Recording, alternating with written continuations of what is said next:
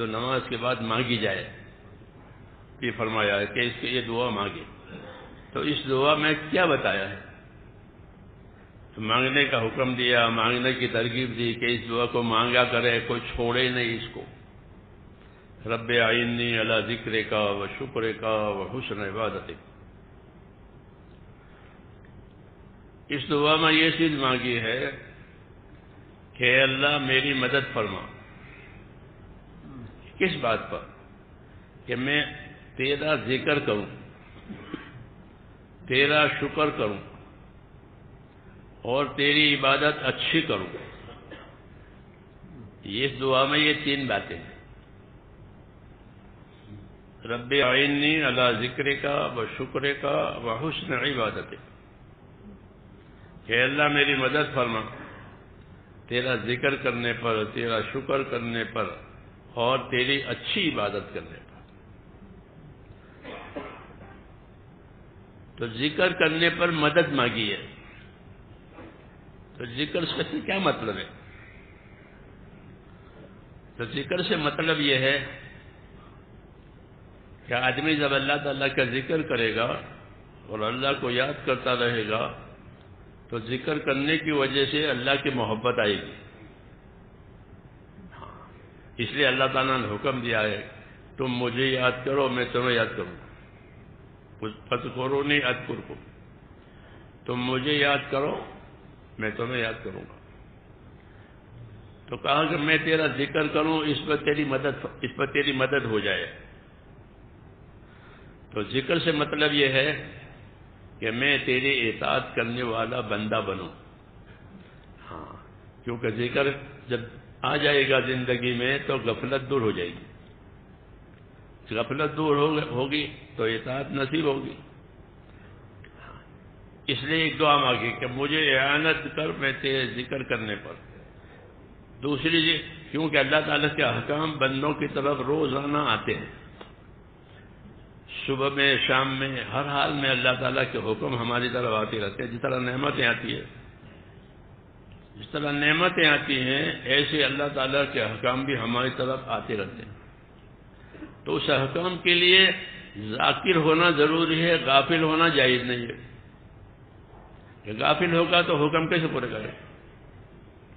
اس لیے دعا مانگیے کہ میں تیرا ذاکر بنوں تاکہ جو جو حکم آئیں تیری طرف سے وہ حکم مجھ سے پورے ہو جایا کرے. کیونکہ اصل زندگی یہی ہے کہ زندگی میں اللہ تعالیٰ کے احکامات پورے ہو جائیں، احکامات ادا ہو جائیں. احکامات دو قسم کے ہوتے ہیں. ایک قسم اللہ کے حکموں کی وہ ہوتی ہے کہ جس میں کرنے کے لیے کہا یہ کرو یہ کرو یہ کرو یہ کرو. اور ایک قسم اللہ کے حکموں کی وہ ہوتی ہے کہ اس سے بچو اس سے بچو اس سے بچو، اس کو چھوڑو. دو قسم کے حکم ہوتے ہیں، امتناعی اور امتثالی. یعنی وہ حکم کے جن کے بجا لانا ضروری ہے، وہ حکم کے جن سے اپنے آپ کو بچانا ضروری ہے. یہ دونوں قسم کے حکم ہماری طرف رات دن آتے ہیں. جی ہاں. تو دعا مانگی ہے کہ مجھے تیرے ذکر کی توفیق دے، یعنی میرے اندر سے غفلت ختم ہو جائے تاکہ جو آنے والے احکام میری طرف ہیں وہ ادا ہو جائیں. ہاں، اعنی علی ذکرک. تو حکام پورے کرنا یہ ذمہ داری ہے. دوسری چیز جو بندوں کی طرف آتی ہے وہ اللہ کی نعمتیں آتی ہے. رات دن ہمارے پاس نعمتیں آتی ہیں، کھانے کی، پینے کی، استعمال کرنے کی، تندرستی کی، فرصت کی، سب چیزیں نعمتیں کہلاتی ہیں. یہاں تو ہمارے پاس رات دن نعمتیں آتی ہیں. تو نعمتوں کے جواب میں کیا ہونا چاہیے؟ کہ نعمتوں کے جواب میں شکر ہونا چاہیے، حکموں کے جواب میں ذکر ہونا چاہیے، غافل نہیں ہونا چاہیے. اور جو نعمتیں ہماری طرف آئیں ان نعمتوں کے جواب میں کہ شکر ادا ہونا چاہیے. تو یہ زندگی صحیح ہوئی. ہاں، اس لیے کہا کہ جو نعمتیں ہماری طرف آ رہی ہے اس میں تیرا شکر گزار بندہ بنوں، اس بارے میں تو میرا مددگار بن جا تاکہ نعمتوں کے جواب میں مجھ سے شکر گزاری ہو جاوے، ناشکری ہو جاوے، ناشکری نہ ہو جاوے. اس لیے کہ شکر گزاری پر اللہ کی طرف سے نعمتیں بڑھتی ہیں، اور ناشکری پر نعمتیں بعض مرتبہ چھینی جاتی ہے کہ اللہ تعالیٰ چھین لیتے ہیں نعمتوں کو۔ ہاں، حضور صلی اللہ علیہ وسلم پناہ مانگتے تھے اسے کہ مجھ سے جو نعمت ملی ہے وہ چھینی نہ جاوے۔ ہاں جی ہاں، اللہ تعالیٰ چھین لیتے ہیں، یا ناشکری کی وجہ سے بعض مرتبہ نعمتیں اور بڑھا دیتے ہیں کہ اچھا اور لے اور لے اور لے، اور یہ لے کر کے غافل ہو جاتا ہے، پھر اکڑ جاتا ہے۔ جی ہاں، پھر اللہ تعالیٰ اس کو نامراد بناتے ہیں۔ ہاں، یہ بھی ایک اللہ تعالیٰ کی ترتیب ہے کہ فلما نسوا ما ذکروا به فتحنا عليهم ابواب كل شيء حتى اذا فرحوا بما اوتوا اخذناهم بغتة فاذا هم مبلسون، کہ ان لوگوں کو جن باتوں کی ذمہ داریاں دی گئی تھی، جب وہ ذمہ داریاں انہوں نے بھلا دی تو ہم نے یہ سزا دی ان کو کہ جو نعمتیں ہم دے رہے تھے وہ اور بڑھا دی کہ اور لو اور لو اور لو، وہ نعمتیں بڑھ گئی، اور ان نعمتوں کی وجہ سے پھر جو ذمہ داریاں تھیں وہ غفلت کی وجہ سے بھلا دی، نعمتوں کی محبت میں،